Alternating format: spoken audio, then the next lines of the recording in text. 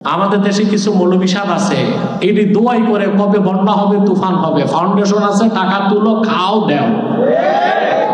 কাফন বিক্রেতা সারাক্ষণ অপেক্ষা করে মানুষ কবে মরবে, কারণ মানুষ মরলে কাফন বিক্রি হবে। যারা এই যে ফাউন্ডেশন টাউন্ডেশন করে ত্রাণ তুরান দেয় না, এরা অপেক্ষা থাকে বছরে কখন বন্যা আসবে। বাংলাদেশে এরকম দালাল মৌলবী নেই? কথা বলেন না কেন? এদেশে আজ আলেমরা জেলে থাকার কারণে দালাল মৌলবীগুলো কোনো দায় পড়ে না, আর হাসিনা আর কোনো দায় পড়ে নাই খালেদার যেদেরকে জেলে রাখার। এই দালাল গুলো 5 আটা দালালি করে শুধু পেছন দরজা দিয়ে ফুসলায়। সঠিক কথাটা বলতে গিয়ে বলে আমাদের বিরুদ্ধে বলছে। তোমার মুখ থেকে, জেলখানা থেকে আমি শুনে এসেছি, যারা জেলে আছে 76 জন কওমি মাদ্রাসার আলেম ছিলাম এক জায়গায়, সবার এক বাক্যে আমরা জেলে থাকতাম না ওই দালাল গুলোর কারণে আছে।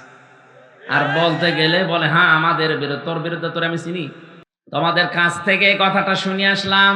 আর বলতে গেলে আমার উপরে তোমার রাগ কেন? আসল রাগ তো হওয়া দরকার যারা বলিছে এটা তাদের উপরে।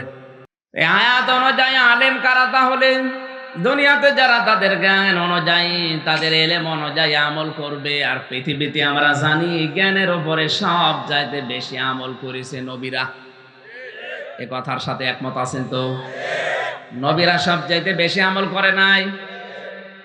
তাকান নবীদের দিকে, ইয়া হাসরাতান আলাল ইবাদ মা ইয়াতিহিম মির রাসূলিন ইল্লা কানু বিহি ইস্তাহজিউন। সূরা ইয়াসিনের 30 নম্বর আয়াতে আল্লাহ বলেন, আমার বান্দাদের জন্য আফসোস, আক্ষেপ, এমন কোন নবী রাসূল পাঠালাম না যার সাথে সমসাময়িক মানুষেরা ঠাট্টা করে নাই, বিদ্রোহ করে নাই, উপহাস করে নাই। নবীদের চরিত্র খারাপ ছিল? মানুষের মেয়ের দিকে তাকিয়ে থাকতো, ঘর ভেঙে দিত। কোন কারণে তাদের উপর ঠাট্টা বিদ্রোহ আপনার একটু মনে হয় না? পৃথিবীতে বহু নবীর জীবনী পড়ে দেখেছি, তাদের নাম জাতির লোকেরা পাল্টিয়ে পর্যন্ত দিয়েছে। ইহুদিরা মুসা নবীর নাম পাল্টিয়ে দিয়েছে জোসেফ, খ্রিস্টানরা ঈসা নবীর নাম পাল্টিয়ে দিয়েছে যিশু। পৃথিবীতে মুসলিম বিজ্ঞানী ছিল আল কামি, তার নাম পাল্টিয়ে দিয়েছে কেমিস্ট্রি। ইব্রাহিম নবীর নাম ওরা পাল্টিয়ে দিয়েছে আব্রাহাম। হযরতে জাবির রাদিয়াল্লাহু তাআলা আনহু, বিরাট মাপের সাহাবী, তার নামও পাল্টিয়ে বানিয়েছে আল জেবরা। আমার নামও পাল্টিয়ে দিয়েছে পিসকে হুজুর। কি নাম গো! তাহলে নাম পাল্টানোর এই সিস্টেম, এটা শুধু এই 2-5 বছরের বিষয় না, এটা হয়ে আসছে আবহমান কাল থেকে। এদেশে আলেমদের মাথার মুকুট যিনি ছিলেন, হাজার হাজার আলেমের উস্তাদ, তারও নাম পাল্টিয়ে দিয়েছে তেতুল হুজুর। আরে ভাই, আপনার একটা বারো চিন্তা আসে না এই শব্দটা কার মাথা থেকে এসেছে? আপনি টের পাচ্ছেন? যার আসে আসুক, আপনার বলার দরকার নেই। ছোটখাটো মাথার কাজ না, এ শব্দ আসতে অনেক বড় মাথা লাগে।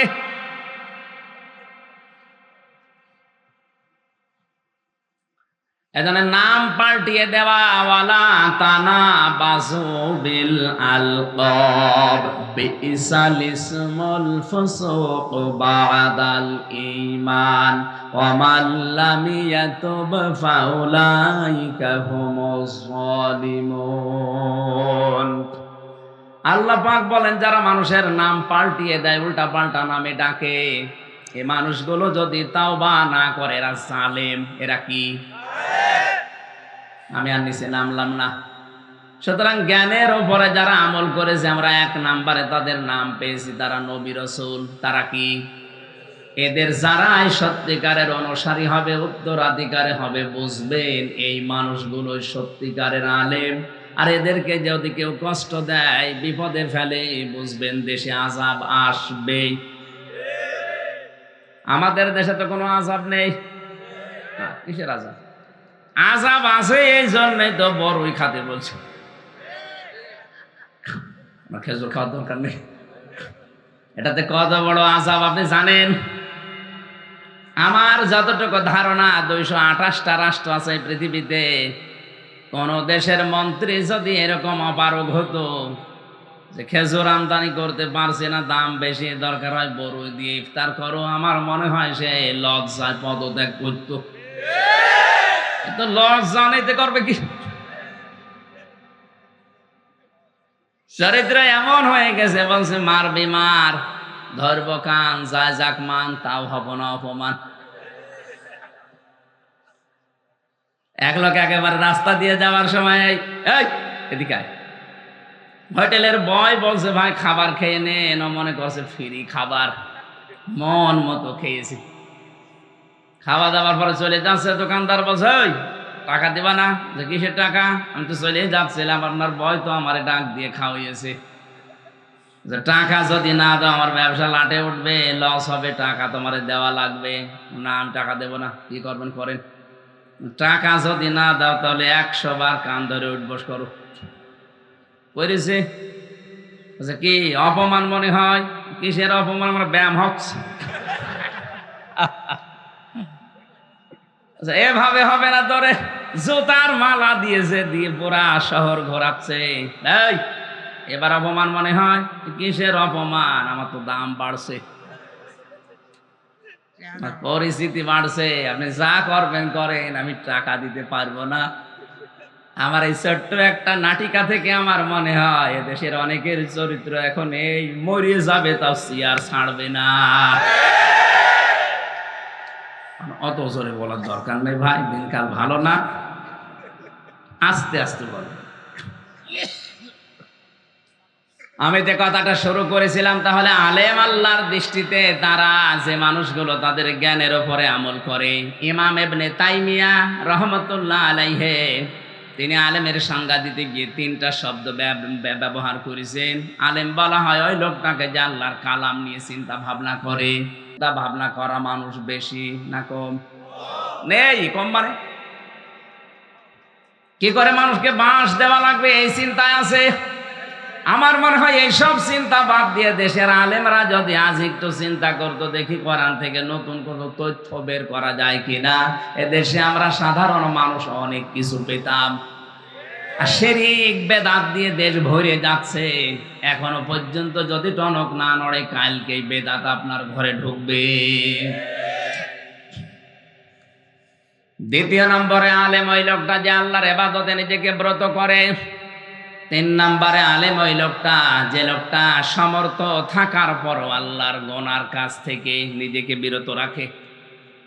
সুযোগ সুবিধা সব পজিশন ঠিক আছে, কিন্তু আল্লাহর ভয়ে যারা নিজেকে বিরত রাখবে গুনার কাছ থেকে, এরা আল্লাহর কাছে আলেম। আলেমের সংজ্ঞা বললাম কয়টা? আল্লাহ আমাদেরকে এই সংজ্ঞা অনুযায়ী আলেম হওয়ার তৌফিক দাও, বলেন আমিন।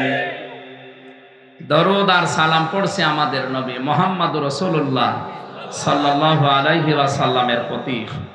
যারা আনিত আদর্শ পেয়ে আমরা খুশি না বেজার? না, এখানে কয়জন বললেন নবীর আদর্শ পেয়ে আমরা খুশি না বেজার?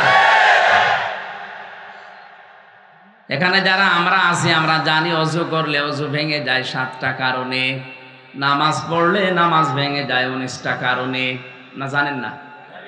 রোজা রাখলে রোজা ভেঙে যায়, হজ করলেও হজ ভেঙে যায়, যাকাত দিলেও যাকাতও ভেঙে যায়, আমল করলে আমলও ভেঙে যায়। পৃথিবীর প্রতিটি জিনিস ভেঙে নষ্ট হয়ে যাওয়ার কিছু না কিছু কারণ আছে হাদিসে কোরআনে। ঈমান যদি কেউ আনে, ঈমানও ভেঙে যায় 10টা কারণে। কয়টা? তার 4 নাম্বার কারণ ঈমান ভেঙে যায় ওই মানুষের যার কাছে বিশ্ব নবী বাদ দিয়ে অন্য কেউ আদর্শ উত্তম হয়ে দাঁড়িয়েছে। বাংলার মুসলমানের আবার নিজের দিকে তাকিয়ে বলেন তো, এদেশের 100 জনের 85 জন আল্লাহর নবীকে আদর্শ হিসাবে মানে না। এটা আমি বানালাম। জানুয়ারি মাসে জরিপ বের হয়, আপনি খোঁজ করে দেখবেন। এদেশের 100 জনের মাত্র 15 জন মনে প্রাণে বিশ্ব নবীকে একমাত্র আদর্শ মানে, আর বাকি 85 জন আছে তা না নাই। 7টা কারণে অজু ভেঙে গেলে আপনার ওই অজু দিয়ে যেমন নামাজ হয় না, 10টা কারণে ঈমান ভেঙে যায়, ওই ঈমান দিয়ে জান্নাতে যাওয়া যাবে না। আমি 10টা না বলে একটা বলেছি মাত্র 4 নাম্বারটা, যে মানুষের এই পৃথিবীতে বিশ্ব নবী বাদ দিয়ে অন্য কারো আদর্শ ভালো লাগে, বুঝবেন তার ঈমান ভেঙে গেছে। আমি নাম নিলাম না, এদেশে আছে না নেই? আছে মানে আমরাই, আছে মানে সূরা মায়েদা থেকে 55 নাম্বার একটা আয়াত পড়েছি।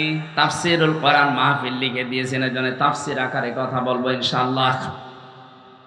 জবান খুলে কোরআনের এই সোনালী আয়াত একবার যাদের মুখস্থ আছে পড়েন আমার সাথে। আউযু বিল্লাহি মিনাশ শাইতানির রাজিম। বিসমিল্লাহির রহমানির রহিম।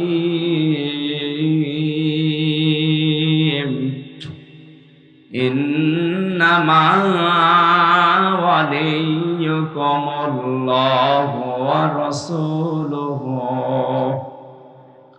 আমি তো তেলাওয়াত করেছি সূরা বাকারার 201 নাম্বার আয়াত।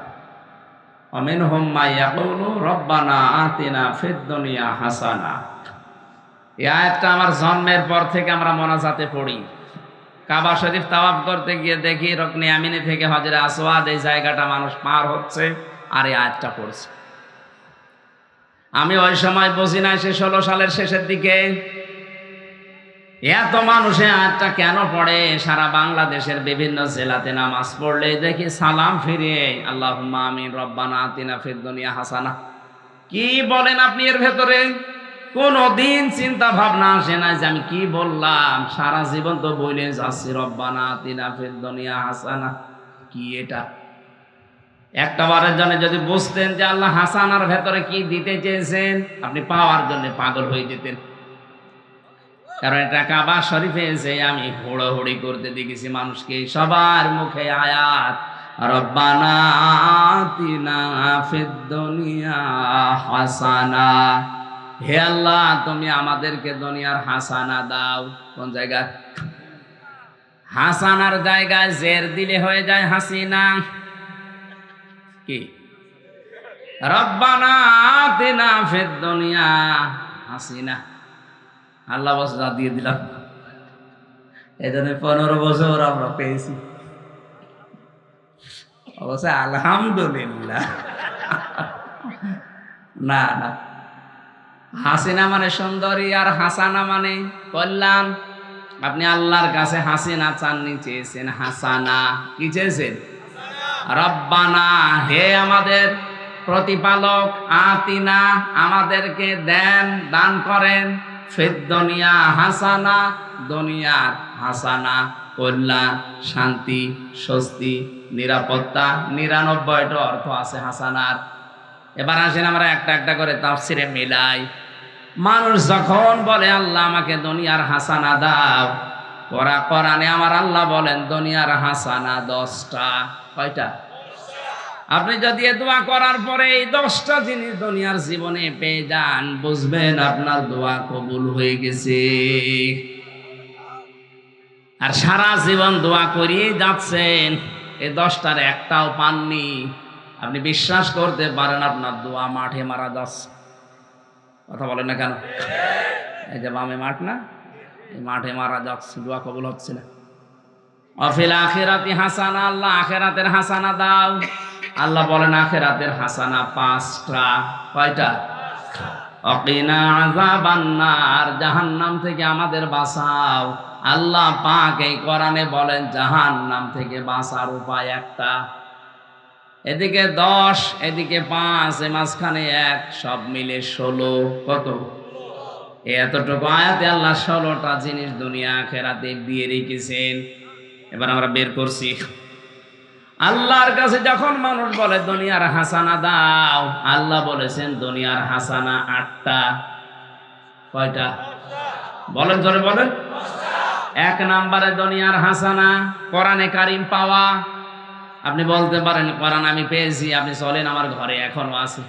না, কোরআন কারা পেয়েছে? মানুষের দলিল আল্লাহ দিয়েছেন সূরা বাকারার 121 নম্বর আয়াতে, 1 নম্বর পারা 18 নম্বর পৃষ্ঠা 4 নম্বর লাইনে আছে আল্লাযীনা আতাইনাহুমুল কিতাবা ইয়াতলুনাহু হাক্কা তিলাওয়াতি। আমি আল্লাহ যাদের কোরআন দিয়েছি তারা এর হক আদায় করে, তেলাওয়াত করে। কি আদায় করে? বলেন বলেন। ডাক্তার জাকির নায়েকের যে 13 খণ্ড লেকচার পাওয়া যেত আগে, পড়াটা একবার ভার্সিটিতে থাকাকালীন পড়ে দিয়ে গেছিলাম। এই যে ইয়াতলুনাহু হাক্কা তিলাওয়াতির ব্যাখ্যা করতে গিয়ে উনি 4টা জিনিস নিয়ে এসেছেন। কেউ যদি বলে আমি পড়তে চাই, যে কোনো বিষয় পড়তে হলে 4টা হক লাগে ওই পড়ার। কয়টা? যে কোনো বই যদি পড়েন, যে কোনো বিষয় পড়তে হলে আপনাকে এটা শুদ্ধ করে পড়া লাগবে, না অর্থ পাল্টিয়ে যাবে। কথা বুঝতেছেন? দ্বিতীয় নম্বরে ওটা আপনাকে বোঝা লাগবে। কুষ্টিয়ার ভার্সিটিতে থাকাকালীন কুষ্টিয়ায় একটা ছেলে আমার কাছে পড়তো, ছোট, ওরে আমি পড়াতাম সকালে, যে আমাদের ছোট নদী চলে বাঁকে বাঁকে। আমার কাছে একদিন বলছে, হুজুর দাঁড়ান, আমাদের ময়াকার দয়কার র 4টা অক্ষর লাগে লিখতে, 3টা হলে হবে না কেন? আমি জানি না। না, আমি আপনার কাছে পড়বো না। আপনি যদি আমাদের লিখতে 4টা অক্ষর লাগে কেন 3টা হলে হবে না? আপনি বলতে পারছেন না আমি এ পড়া পড়বো না। আগে বলেন কেন লাগে, এরপরে আমাদের ছোট নদী বলবো, তাছাড়া বলবো না। অথচ এখনো দুধ ছাড়েনি। এতটুকু বাচ্চা যদি 1 লাইনের প্রথম শব্দ পড়ার পরে দ্বিতীয় শব্দে যেতে না চায়, কি হয়েছে আপনার? বুড়ো হয়ে গেলেন, আজ পর্যন্ত কোরআনে কারীম অনেকে পড়তে পারে, কিন্তু আল্লাহ যে কি বলতে চায় বোঝে না, এরকম মানুষ নেই। আপনি তো হক আদায় করতে পারছেন না, কোরআন আপনার কাছে আছে এ কথা আপনি বলতে পারেন না, কারণ এটা 1 নম্বরের শর্ত, আপনাকে পড়তে হবে শুদ্ধ করে। আমি আল কোরআন রিসার্চ ফাউন্ডেশনের সদস্য ছিলাম, ওই সময় জরিপ পেয়েছিলাম এই দেশে 100 জনের 95 জন কোরআন শরীফ শুদ্ধ করে পড়তে পারে না। এই রিপোর্ট খুব ভালো রিপোর্ট। 5 জন পারে, তার ভেতরে 4 জন পড়ে, বোঝে না। বলেন তো এই রিপোর্টও কি খুব ভালো?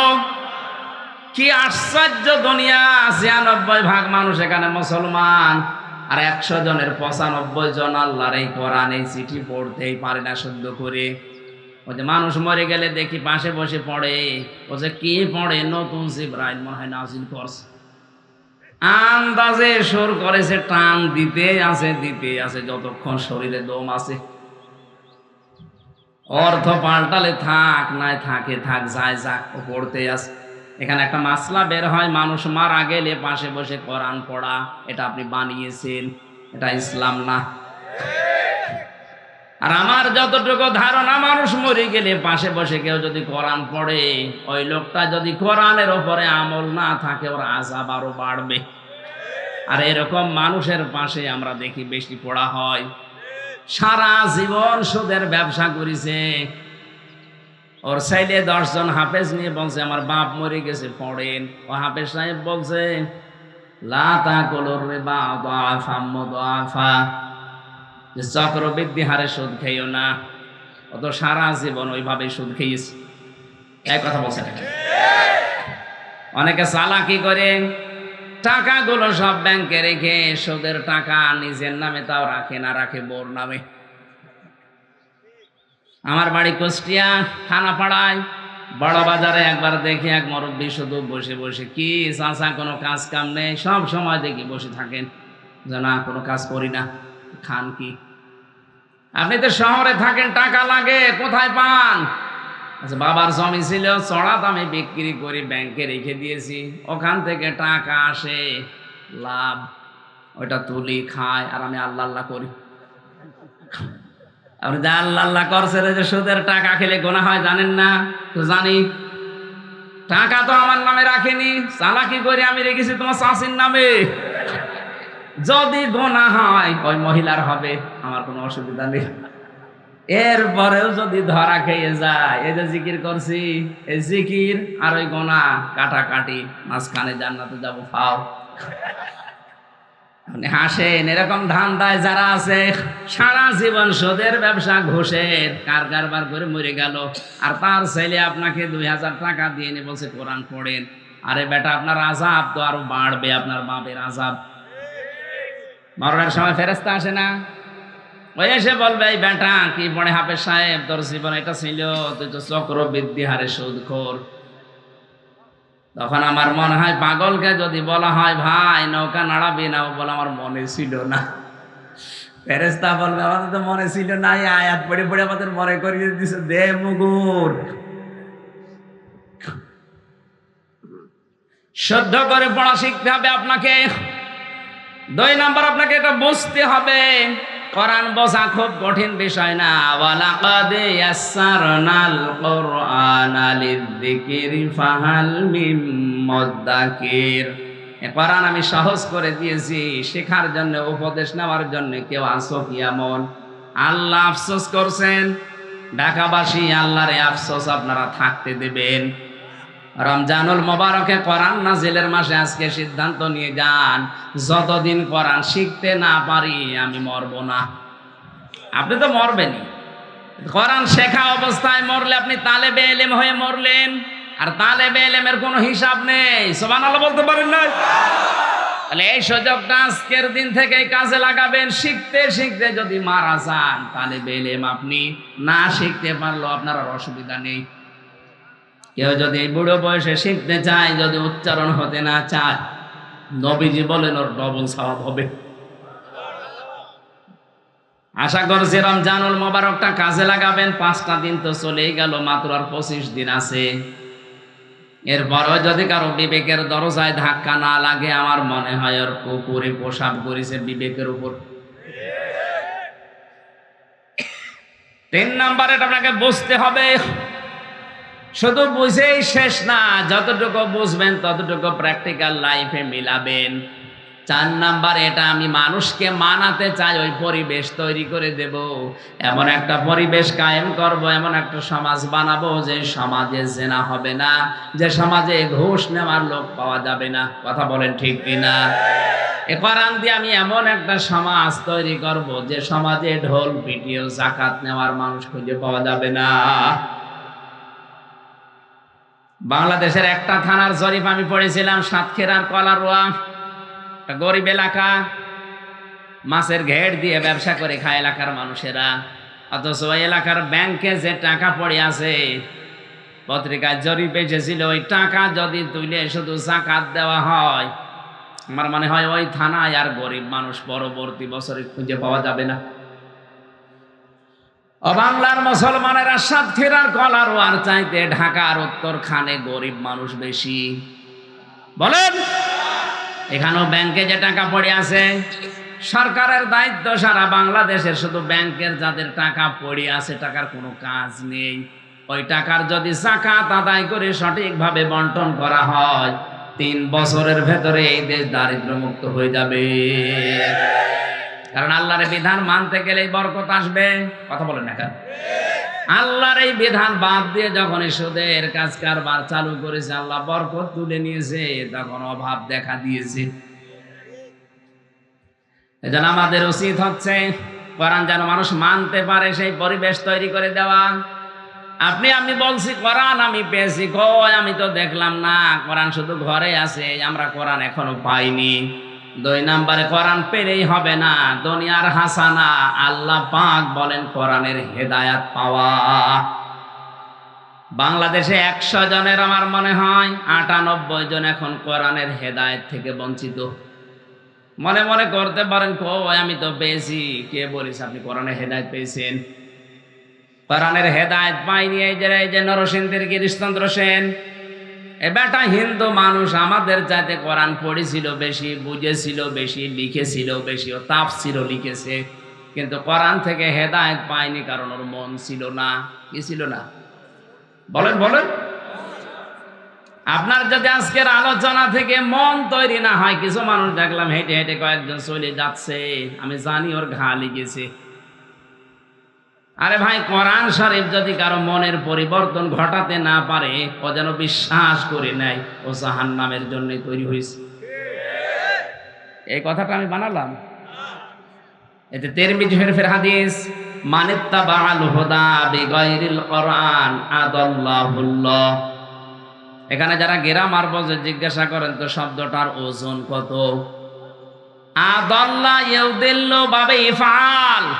যদি নবী দল্লা শব্দ দিতেন, দল্লা ইয়াদিল্লু, তাহলে বাংলা অর্থ আসতো আপনি নিজেই নিজেকে গোমরা বানিয়ে ফেলেছেন। কিন্তু আদাল্লা শব্দের বাংলা অর্থ হবে, যখনই বাবে ফাল থেকে কোনো শব্দ আসবে বাংলা অর্থ দাঁড়াবে আপনি হয়তো ভালো হওয়ার নিয়তে কোনো জায়গায় গিয়েছিলেন, কিন্তু কোরআন সেখানে ছিল না, এজন্য আল্লাহ নিজে দায়িত্ব নিয়ে আপনাকে গোমরা বানিয়ে দেবে। এই হাদিসের বাস্তব প্রমাণ আজ বাংলাদেশ। এই কথা বলা লাগবে। কথা বললে বলে হুজুর পীরের বিরুদ্ধে বলেন না। আমি পীরের বিরুদ্ধে এমনি বলছি না। 48,000 পীর, আপনি একটা দরবার দেখান যেখানে গেলে কোরআনের কর্মসূচি পাওয়া যায়, দেখান, আমি যাব। একটাও নেই।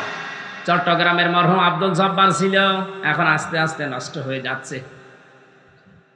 আগেকার জামানার পীরদের জীবনী পড়েছি, ভার্সিটিতে থাকাকালীন দেখতাম ওদের কাছে মানুষ গেলে কোরআন তুলে দিতই না, এটা পড়লে তুমি আল্লাহকে পেয়ে যাবে। আর এখন 48,000 দরবারের একটা দরবারে এগুলো নেই। ওদের ছেলে মেয়েরা এখন দায়িত্বে আছে, ওখানে গেলে এখন আর কোরআন দেয় না, এখন দিয়ে দেয় হু হু যা। এই কথা বলা লাগবে। জিকিরের নাম নেই, এমন এমন সিস্টেম চালু করে দিয়েছে, ও কলব থাকলেও থাকে, না থাকলেও থাকে। কেউ আবার আল্লাহর পাশাপাশি বাবার নামে জিকির আরম্ভ করেছে, ইয়ালি বাবা, শালি বাবা, দয়াল বাবা, খাজা বাবা। যারা আল্লাহর নামের পাশাপাশি অন্য কাউকে ডাকবেন তাদের শাস্তি হবে ডবল। সূরা ফুরকান 19 নাম্বার পারা 4 নাম্বার পৃষ্ঠা 13 নাম্বার লাইনে আছে। যারা আল্লাহর পাশাপাশি অন্য কাউকে ডাকেন সাবধান। এত বাংলায় কথা বলেও যদি আপনি না বোঝার ভান করে থাকেন কবে আপনার হুঁশ ফিরবে? আল্লাহকে ডাকে, ডাকে না তা না, তার পাশাপাশি অন্য কাউকে যারা ডাকে তাদের শাস্তি হবে কয়টা? ডবল।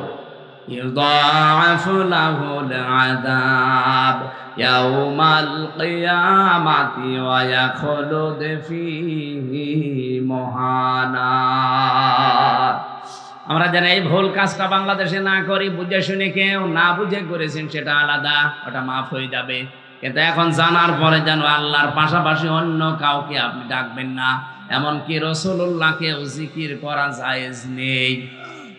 কেউ যদি বলে ইয়া রাসূলুল্লাহ, ইয়া রাসূলুল্লাহ, হারাম। জিকির হবে শুধু কার নামে? রাসূলের নামে হবে দরুদ। রাসূলের নামে কি? আল্লাহর নবীর নামে জিকির করা জায়েজ নেই, কারণ জিকির একটা ইবাদত। জিকির কি? আপনি ইবাদতটা সিস্টেম পাল্টিয়ে ফেললেন। এই জন্যই বলছিলাম কোরআন নেই, কারণে হাজারো মানুষ আজ ভালো হওয়ার নিয়তে যে দেখি ভালো হওয়া তো দূরের কথা, আর খারাপ হয়ে যাচ্ছে।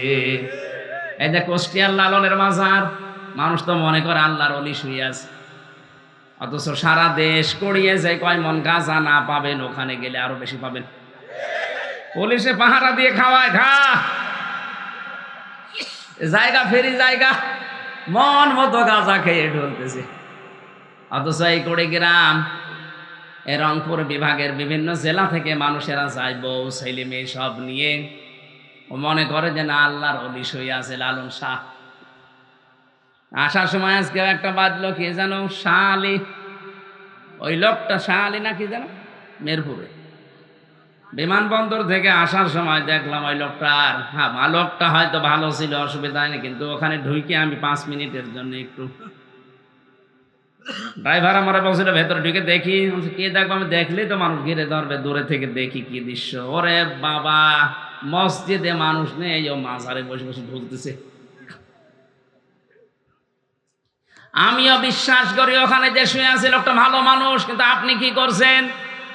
তার নাম নেওয়ার যে শিরিক বেদাত গুলো আপনি আরম্ভ করলেন, আমার তো মনে হয় শাহ আলী বগদাদি রহমতুল্লাহ আলাইহি, উনি যদি এখন জীবিত হওয়ার সিস্টেম থাকতো ওইটা আপনাকে আগে পিটাইতো। আমি আশা করব আল্লাহ ছাড়া কারো নামে জিকির আজকে থেকে আর হবে না। যত যে যা বলুক না কেন, এগুলো চট্টগ্রাম বিভাগে বেশি হয়, আর আমার তাহিরে ভাই তো বেশি আছে। শুরুই করেছে আল্লাহর নাম কিছুক্ষণ বলার পরে ইয়া আলী বাবা, শাহ আলী বাবা, দয়াল বাবা, আগলা বাবা, পাগলা বাবা সব চলছে। না, আল্লাহ ছাড়া কোনো বাবার নামে, কোনো পীরের নামে, রাসূলুল্লাহর নামেও জিকির যদি কেউ করেন তার শাস্তি হবে ডবল। আমি এরপরে আর বাংলা পারলাম না, আপনি এবার বিবেক দিয়ে মেনে নিন। কোরআন সবাইকে হেদায়েত দিচ্ছে না, কারণ কোরআন থেকে হেদায়েত নিতে হলে আপনার মন থাকা লাগবে। আমি তো দেখতে পাচ্ছি আমাদের মন নেই, আমাদের মন হয়ে গেছে গিরিশচন্দ্র সেনের মতো। আমরা পড়ছি, বুঝছি, লিখছি, কিন্তু হেদায়েত আমরা পাচ্ছি না। দুনিয়ার হাসানা 3 নম্বরে আমি পেয়েছি সালাত। এই জন্য মুয়াজ্জিন 5 বার দুনিয়ার হাসানার দিকে ডাক দেয়, হাইয়া আলাস সালাহ, হাইয়া আলাল ফালাহ। সফলতা পেতে চাও, কল্যাণ পেতে চাও, নামাজের দিকে আসো। সুতরাং যদি কল্যাণ কেউ পেতে চান, দুনিয়ার হাসানা, নামাজি হওয়া লাগবে। এখনই মরার পরে কিয়ামতের সর্বপ্রথম যেটা প্রশ্ন আপনাকে করবে তার নাম, আরো জোরে বলেন, আউয়ালু মা ইউহাসাবু বিহিল আবদু ইয়াউমাল কিয়ামাতিস সালাহ। যে ব্যক্তি নামাজ পড়ে না তার দায়িত্ব আল্লাহ নিজে ছেড়ে দেয়। বলেন নাউজুবিল্লাহ। ও ঢাকাবাসী, আল্লাহ যদি কারো দায়িত্ব ছেড়ে দেয়, জামিনদার না হয়, 1 সেকেন্ডও সুস্থ থাকা, নিরাপদে থাকা সম্ভব না। আপনি হাঁটতে যাচ্ছেন, হঠাৎ পার সাথে পা বেঁকড়িয়ে পড়ে আপনি মরে যেতে পারেন, অথবা প্যারালাইজড হয়ে পড়ে থাকতে পারেন মরণ পর্যন্ত।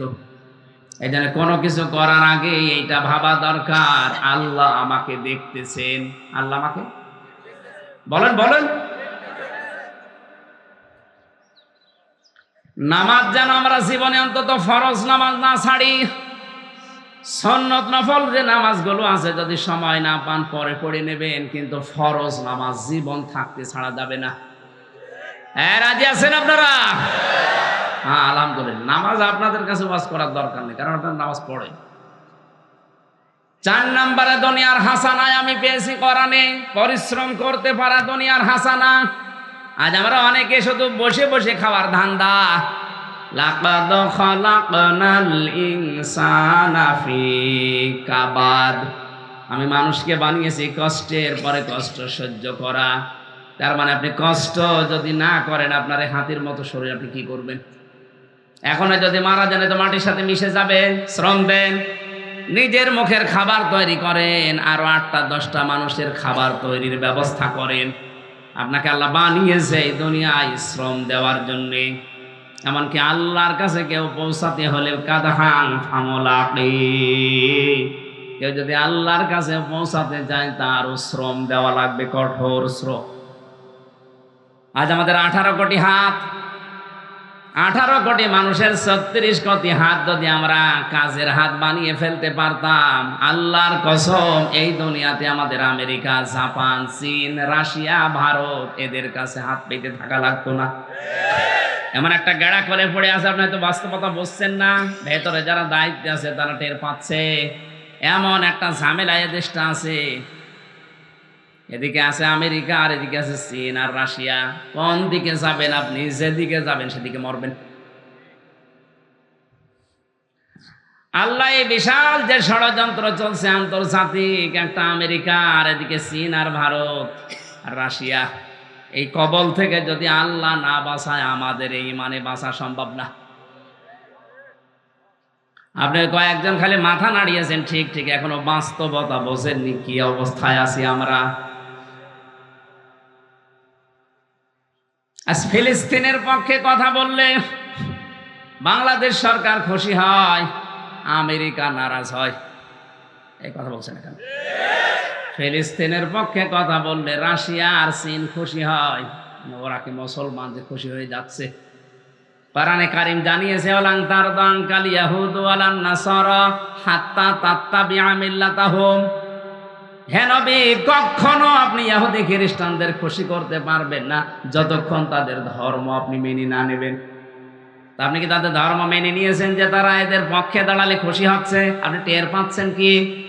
এ ভেতরে আন্তর্জাতিক রাজনীতি চলছে। অথচ এরাই ধরে ধরে মুসলমানদেরকে ওই ঘরে মারে। কথা বলে না কেন? এরাই ধরে রাশিয়ায় মুসলমানদেরকে মারে।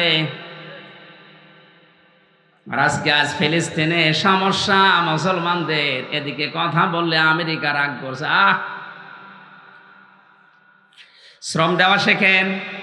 আজ বাইরের দেশে টাকাগুলো প্রচার না করে বেগম পাড়া না, টাকাগুলো কর্মসংস্থানের জন্য আপনি ব্যয় করতেন, আমার মনে হয় এই দেশ আর হাত পাতা লাগতো না। দায়িত্বে যারা আছেন সরকার প্রধান থেকে, তাদেরকে বলবো আমরা এই বেগম পাড়ার নামে যত টাকা পাচার হয়েছে পেছনে লাথি দিয়ে টাকাগুলো নিয়ে আসেন। সে যেই হোক, এদেশে কর্মসংস্থান তৈরি করেন। হাজার হাজার মানুষের কর্মসংস্থান এখনো তৈরি করা সম্ভব। সারা বিশ্বের 228টা রাষ্ট্র হাঁ করে আছে এদেশে বিনিয়োগ করার জন্য, কারণ বিশ্বের কোনো দেশে এত মানুষ নেই, এত অল্প জায়গায় এত মানুষের হাত নেই দুনিয়ার কোনো দেশে। সুবহানাল্লাহ বলতে পারেন না? এই হাতগুলো যদি ভিক্ষুকের হাত না হয়ে কর্মঠ হাত হয়ে যায়, আমার আল্লাহ নিজে বরকত দেবেন, কারণ দুনিয়ার হাসানা রেখেছেন কর্মের ভেতরে। পৃথিবীর কোন নবীর জীবনে আমি পাইনি যে বসে বসে খেয়েছে, আমি পাইনি। প্রত্যেকটা নবী ছিল কর্মঠ, প্রতিটি নবী কাজ করে খেত। আদম নবী চাষ করে খেত, দাউদ নবী লোহা পিটিয়ে সোজা করে খেত, কামার ছিল। আমাদের নবী মুহাম্মদুর রাসূলুল্লাহ ব্যবসা করে খেত। এই কথা বলছেন না? সুতরাং আমাদের কাজ করা, পরিশ্রম করতে পারা, আপনি যদি শ্রম দিতে পারেন বুঝবেন আপনি দুনিয়ার হাসানা পেয়েছেন। আজ আমাদের শরীরের শ্রম নেই, মেধার শ্রম নেই, লেখনির শ্রম নেই। হ্যাঁ আছে, সব ইসলামের বিপক্ষে। শ্রম দিচ্ছে না বা আমার রামরা, তা না, ওদের শ্রম আছে। ওদের ভাষার কথাগুলো তাকান, ওদের ভাষার শ্রম আছে, ওদের লেখনির শ্রম আছে, ওদের মেধার শ্রম আছে। ওদের ছেলে মেয়েদেরকে দিয়ে ওরা শ্রম দিচ্ছে। ওদের একটাই উদ্দেশ্য, কলহাল নুনাব্বিকুম বিল আখসারিনা আমালা আল্লাযীনা দাল্লা সা'য়ুহুম ফিল হায়াতিদ দুনিয়া ইলা আখিরি আয়া। আল্লাহ পাক বলেন, আমি কি তোমাদের বলে দেব দুনিয়ায় কাজের দিক থেকে সবচাইতে বড় ক্ষতিগ্রস্ত কোন লোকটা? আমি আল্লাহর ভাষায় ওই লোকটাই ক্ষতিগ্রস্ত যারা দুনিয়ায় টিকে থাকার জন্য সবকিছু করে। আজরা আমার বাম যাই কয়টা আছে, আল্লাহ পরকালের চিন্তা যাদের নেই, ওরা শ্রম দিচ্ছে না তা না, ওদের মেধা, ওদের শ্রম, ওদের লেখনী, ওদের পড়াশোনা আপনি খবর রাখেন না। তাই এক একটা বাম আর রাম যে পড়াশোনা করে, আপনি পাগল হয়ে যাবেন। ওদের মেধার যে শ্রম, আমার কুষ্টিয়ার যে লোকটা আমি নাম নিলাম না, ওর শ্রম দুনিয়ায় কম নেই। ওর মেধার শ্রম, পড়াশোনার শ্রম, লেখনীর শ্রম, ওর শয়তানি শ্রম, অনেক কিছু আছে, কিন্তু সবগুলো আল্লাহ রসুল আর ইসলামের বিপক্ষে। কয়েকদিন আগে শুধু একটা ভালো কথা বলেছি, আমি খেজুর খাবো তুমি, একটা কথা ভালো বলেছে। তা ভাষাটা দেখেছেন, আমি বড়ই খাবো আর তুই। যাই হোক, লোকটার কথা ভালো লেগেছে। কুষ্টিয়ায় বসবাস করি, এখন আমার গর্ববোধ করতে মনে বলছে যে আল্লাহর ওলি পেয়েছি আমরা। প্রতিবাদ তো করিস, সে যে ভাষাই করুক। হ্যাঁ, কথা বলছেন। ওদের শ্রমের দিকে তাকায় আমরা যখন মাঝে মাঝে, ওদের যে লেখাপড়া, ওদের যে পড়াশোনা, লেখনী, ওদের যে বক্তব্য, ওদের মেধার যে শ্রম, আপনি পারবেন না। অথচ ওইগুলো দেওয়ার দরকার ছিল আমাদের। 2 ঘন্টা পড়ে আপনার আর পড়তে ভালো লাগে না, ওরা 24 ঘন্টা 18 ঘন্টা আমি পড়তে দেখি ওদের। ভার্সিটিতে রাম আর বাম সেগুলো, হ্যাঁ ওদের পড়াশোনা আছে, ওদের মেধা, ওদের যোগ্যতা, ওরা খরচ করছে ইসলামের বিপক্ষে। এইভাবে যদি আমরা শ্রম দিয়ে ইসলামের পক্ষে কাজে লাগাতে পারতাম, 96% মুসলমানের দেশে ইসলাম আরো উপরে থাকতো। দুনিয়ার হাসানায় আমি পেয়েছি 5 নম্বরে, সন্তান যেন ভালো হয়। ভালো সন্তান ওইটা যেটা ডাল খায়, যেটা বাবা খায়। 6 নম্বরে দুনিয়ার হাসানায় পেয়েছি স্ত্রী যেন ভালো হয়। ভালো স্ত্রী ওইটা যেটা সকাল বিকাল টিভি দেখে। হ্যাঁ, ভারতের সিরিয়ালগুলো মন মতো দেখে। স্ত্রী সন্তান কিভাবে ভালো হবে আমার আল্লাহ সূরা ফুরকানে শিখিয়েছেন। ওই দোয়া কর আমার কাছে, রব্বানা হাব লানা মিন আজওয়াজিনা ওয়া যুররিয়াতিনা কুররাতা আ'য়ুনি ওয়াজআলনা লিল মুত্তাকিনা ইমামা। ইফতারের সময় হয়ে যাচ্ছে, আমি সামারাইজ করে তাড়াতাড়ি করছি। 7 নম্বরে দুনিয়ার হাসানা ধৈর্য ধারণ করা। ধৈর্য ধারণ করা এটা শুধু সারা জীবন শুনেছি, ধৈর্য যে কিভাবে ধরতে হয় 3 বছরে আমি টের পেয়েছি। এদিকে 3.5 হাত, এদিকে 2.5 হাত, এতটুকু একটা ফাঁসির কন্ডেম সেলের ভেতরে 3টা বছর যোগাযোগ বিচ্ছিন্ন হয়ে এক ঘরে 24 ঘন্টা তালা মেরে দেখতে। আমার কাছে তাও কোরআন ছিল, নবীজির হাদিস ছিল, এই কারণে তত সময় কেটেছে। আমার মনে হয় সাধারণ মানুষকে অভাবে রাখলেও এমনি পাগল হয়ে যাওয়ার কথা। আপনি ধৈর্য না ধরে উপায় নেই। এখন মামুনুল হক আছে, টের পাশে ধৈর্য কারে বলে, কত প্রকার কি কি। ধৈর্য শুধু শুনেছি যে ধৈর্য ধরা লাগে, সবর সবর, কিন্তু বাস্তবে কোনোদিন সবরের সম্মুখীন হননি।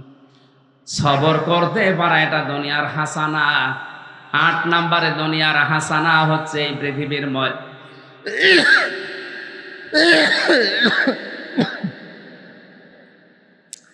সুবহানাল্লাহ।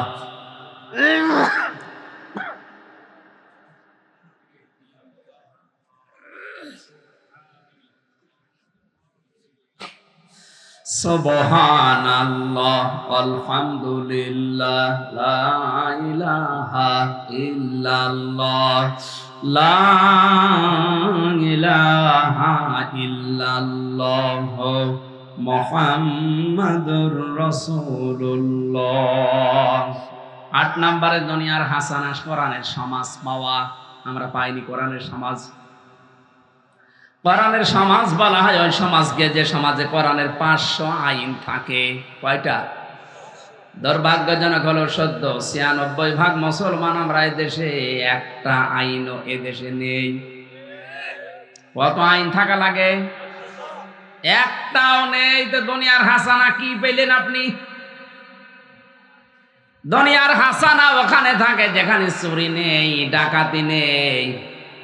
সৌদি আরবে আছে 100 ভাগ নেই, 70 ভাগ আছে ইসলাম, বাকি 30 ভাগ ওরা উল্টো পাল্টা চলছে রাজতন্ত্রের নাম নিয়ে। যেহেতু রাজতন্ত্র ইসলামে জায়েজ নেই, এই কারণে আমি ওদিকে গেলাম না। বাকি 70 ভাগও থাকার কারণে যতটুকু শান্তি আপনার চোখ জুড়িয়ে যাবে। ওজোখানে একটা মোবাইল দেখেছিলাম, কেউ নিচ্ছে না, চিন্তা করলাম কেউ নেয় না। হারানো জিনিস যেখানে জমা দেওয়া জায়গায় নিয়ে গিয়ে জমা দিলাম, কেউ নিচ্ছে না। আমার ওনার ভাষা দিয়ে বলছে, কেন নেয় না আপনি জানেন? এখানে যদি চোর ধরা পড়ে তাহলে হাত কেটে দেবে। এটা একটা বিধান। কয়টা? এরকম 500 আইন আল্লাহ কোরআনে দিয়েছেন। ওটা যদি সমাজে থাকে, এই সমাজটা মিনি জান্নাত হয়ে যাবে।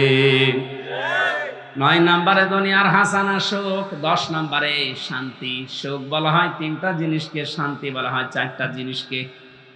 আমি এবার হাসানায় যাচ্ছি আখেরাতের। নবীজি বলেন আখেরাতের হাসানা কেউ যদি পেতে চায় 5টা জিনিস সে যেন পায়। 1 নম্বরে তার মরণ যেন ভালো হয়।